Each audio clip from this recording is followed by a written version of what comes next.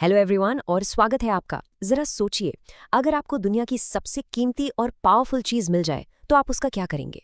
आज हम Nathaniel Hawthorne के एक classic short story the great carbuncle के एनालिसिस में गहराई से उतरेंगे, जो आपसे बस यही एक सवाल पूछती है। तो चलिए शुरुआत करते हैं इसके राइटर से। हॉथॉर्न 19th सेंचुरी के एक अमेरिकन राइटर थे। उनकी खासियत थी ऐसी कहानियां लिखना जो मोरालिटी, पाप और इंसानी फितरत को एक्सप्लोर करती हैं। और ये कहानी द ग्रेट कार्बंकल उनके स्टाइल का एक परफेक्ट एग्जाम्पल है। अच्छा, कहानी में जंप करने से पहले एक टर्म समझना बहुत बहुत ज़रूरी है, एलेगरी। हिंदी में से कहते हैं रूपक कथा। अब इसका मतलब क्या है? सिंपल भाषा में ये एक ऐसी कहानी है जहाँ हर कैरेक्टर या घटना सिर्फ एक कैरेक्टर या घटना नहीं है, बल्कि वो किसी बड़े आइडिया का सिंबल है, जैसे लालच, घमंड या फिर सच्चा प्यार। चलिए देखते हैं ये काम कैसे करता है।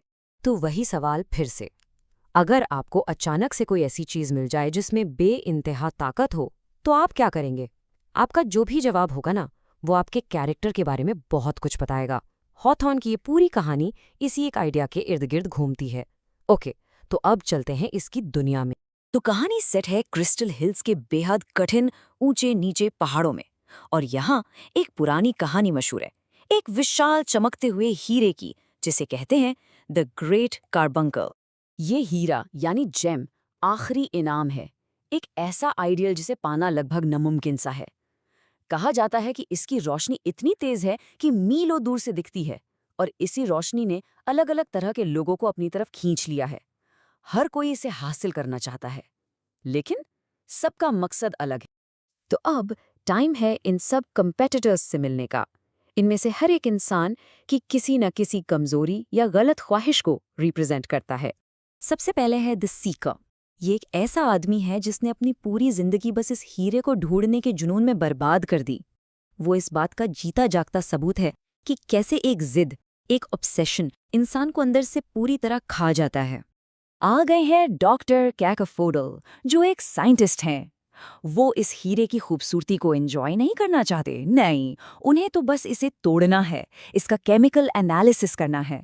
वो उस ठंडे, घमंडी ज्ञान का प्रतीक है जिसमें इमोशंस या रिस्पेक्ट के लिए कोई जगह ही नहीं होती। फिर आता है मास्टर पिग्सनॉट, एक लालची बिजनेसमैन। उसकी नज़रों में इस हीरे की कोई स्पिरिचुअल या आर्टिस्टिक वैल्यू है ही नहीं। उसके लिए तो ये बस एक प्रोडक्ट है, एक सौदा है जिसे बेचकर वो और भी अमीर बनना चाहता है। ये कैरेक्टर मटीरियलिज्म का एक परफेक्ट एग्जाम्पल है। अब ये कैरेक्टर द सिनिक यानी शक्की इंसान बड़ा ही इंटरेस्टिंग है।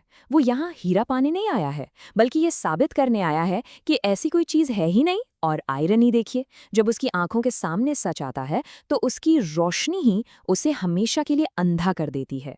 फिर है तो पोएट यानी कि कवि। वो कहता है कि उसे इस हीरे से इंस्पिरेशन चाहिए, लेकिन उसका असली मकसद खूबसूरत कविता लिखना नहीं, बल्कि मशहूर होना है। वो उस आर्ट को रिप्रेजेंट करता है जो दिल से नहीं बल्कि ईगो और दिमाग से पैदा होती है। और आखिर में है लॉर्ड डी वेयर। ये अपने खानदान की पुरानी शान को वापस पाने के लिए ये हीरा चाहते हैं। इनका प्लान है कि इसे अपने पुराने किले में लगाकर अपने पास्ट की ग्लोरी को फिर से जीना। और इस तरह ये उस खालीपन को दिखाते हैं जो आगे बढ़ने के बजाय सिर्फ अतीत में जीने से आता है। लेकिन इन सभी सेल्फिश मोटिव्स के बीच दो कैरेक्टर्स ऐसे भी हैं जिनकी खोज इन सब से बिल्कुल अलग है। चलिए अब उनसे मिलते हैं। ये है मैथ्यू और हैना, एक यंग कपल। उनका गोल कोई बहुत बड़ा या सेल्फिश नहीं है। वो बस अपने छोटे से घर के लिए थोड़ी रोशनी चाहते हैं, सिंपल।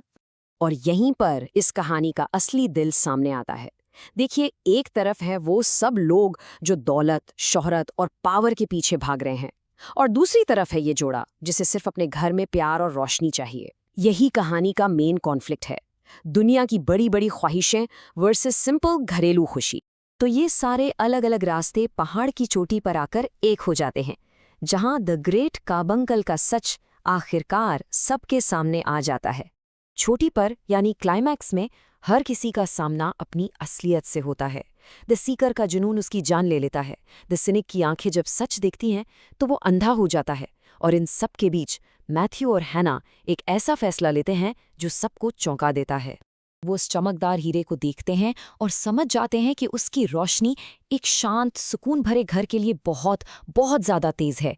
उन्हें रियलाइज होता है कि ये अल्टीमेट प्राइज, ये बेपनाह ताकत उनकी सिंपल और खुशहाल जिंदगी से मेल नहीं खाती।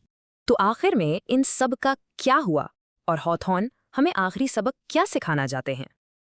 ये कहानी हमें कई गहरे सबक सिखाती है। हॉथॉर्न का मैसेज बिल्कुल साफ है। दौलत, ताकत और शोहरत जैसी चीज़ों के पीछे भागना आखिर में बर्बादी की तरफ ही ले जाता है। असली खुशी, असली सुकून बड़ी चीज़ों में नहीं, बल्कि ज़िंदगी के छोटी छोटी खुशियों और इंसानी रिश्तों में। और ये हमें हमारे सबसे पहले सवाल पर वापस ले आता है। ये कहानी हमसे कहती है कि हम अपनी ज़िंदगी में झांकें और खुद से पूछें, हम आखिर किस ग्रेट काबंकल के पीछे भाग रहे हैं? क्या हमारे गोल्स हमें सच में सुकून देंगे, या उनकी चकाचौंध में हम कहीं खुद को ही ना खो दें? हमारे साथ इस लिटरेरी जर्नी में शामिल होने के लिए बहुत बहुत शुक्रिया। अगर आपको ये एनालिसिस पसंद आया तो इस तरह के और कंटेंट के लिए सब्सक्राइब करना मत भूलिएगा। Thank you.